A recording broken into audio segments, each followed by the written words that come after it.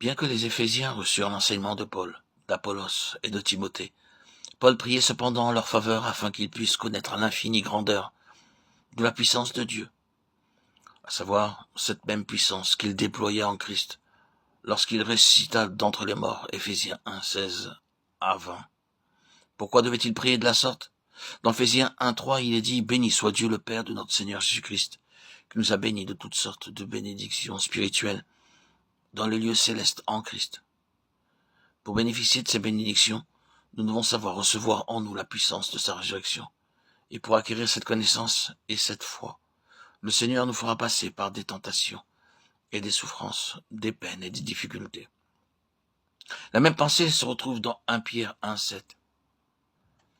Afin que l'épreuve de votre foi, plus précieuse que l'or périssable, qui cependant est éprouvé par le feu, ait pour résultat la louange, la gloire et l'honneur, lorsque Jésus-Christ apparaîtra. L'or est affiné au moyen du feu. On ne peut le purifier avec de l'eau et du savon.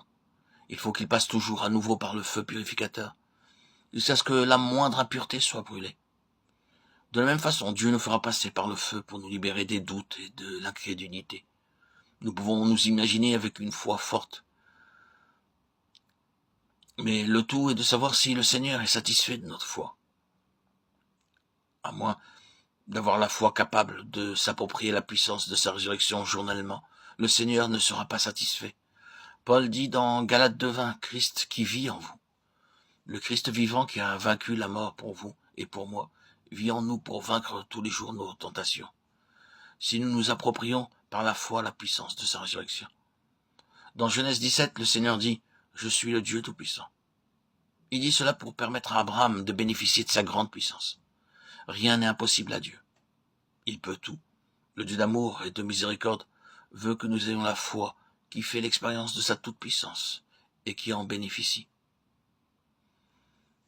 À l'âge de 99 ans, Abraham se servait sans doute d'un bâton pour marcher, car lorsque nous vieillissons, nous devenons faibles et débiles. Aussi Abraham a dû se sentir très découragé et penser intérieurement ceci. Dieu m'a dit qu'il me donnerait un fils, mais il n'y a toujours pas d'enfant. Doutant beaucoup dans ses pensées, il s'appuyait sur un bateau à cause de sa faiblesse. Alors Dieu lui dit, en quelque sorte, jette ton bâton et marche droit. N'aie plus cette allure de vieillard. Tu es un jeune homme, sans plus. Pour d'autres, tu as peut-être l'apparence d'une personne âgée, mais à mes yeux, tu es toujours jeune.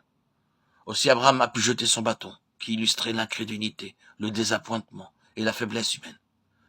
Dieu dit en fait, je suis le Tout-Puissant, et je vais déverser ma puissance en toi. Abraham demandait un fils, mais l'Éternel lui dit, je te rendrai fécond à l'infini. Je ferai de toi des nations et des rois sortiront de toi. Genèse 17:6. Sans cette expérience, Abraham n'aurait jamais su ce qu'il y avait dans le cœur de Dieu à son intention. Lorsque nous passons par des souffrances, nous ne savons pas ce que Dieu a pour nous dans son cœur. Ce n'est que par la foi que nous réalisons nos bénédictions. Le diable essaie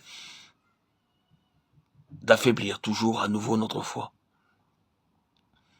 Il voudrait que nous regardions à l'homme en toutes choses, plutôt que de faire confiance à Dieu.